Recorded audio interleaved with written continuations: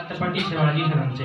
आज 5 सितंबर शिक्षक दिवस। डॉक्टर सर्वपल्ली राधाकृष्णन का जन्म हमारे देश के लिए बहुत गर्व की बात है कि हमारे देश में एक ऐसे महानायक का जन्म हुआ जिसने अपने जीवन के अधिकांश वर्ष शिक्षा अर्जित करने में और अध्यापन कार्य करने में ही समर्पित कर दिए।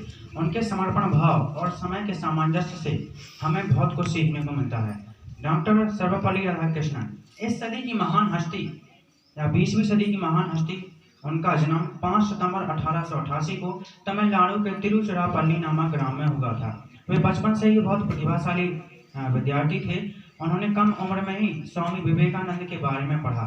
सन 1904 से 1908 तक उन्होंने मद्रास क्रिश्चियन कॉलेज में अपनी पढ़ाई की। इसके बाद वे अध्यापन कार्य करने में जुड़ गए। 1931 से 1936 तक वे मद्रास मैसूर विश्वविद्यालय के कुलपति रहे।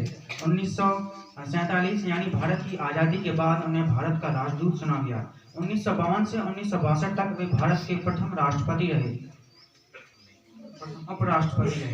अपनी महान कार्यों के कारण और शिक्षाविद, महान राजनेता तथा समर्पण भाव के कारण उन्हें सन 1954 में भारत रत्न सम्मान से पुरस्कृत किया गया।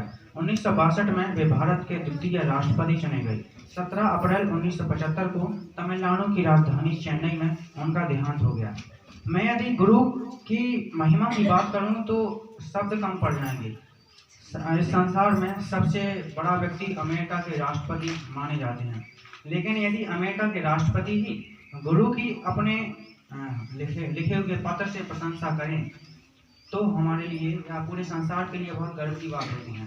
दरअसल जब अब्राहम लिंकन अमेरिका के राष्ट्रपति बने, वे अमेरिका के सबसे महान राष्ट्रपति हुए। उन्होंने अमेरिका में गृह युद्ध को समाप्त किया था। उनके पुत्र थे तो उन्होंने अपने पुत्र के शिक्षा के लिए एक आदर्श पत्र लिखा। उन्होंने उस आदर्श पत्र में अपने जीवन के समस्त अनुभवों को लिखा है।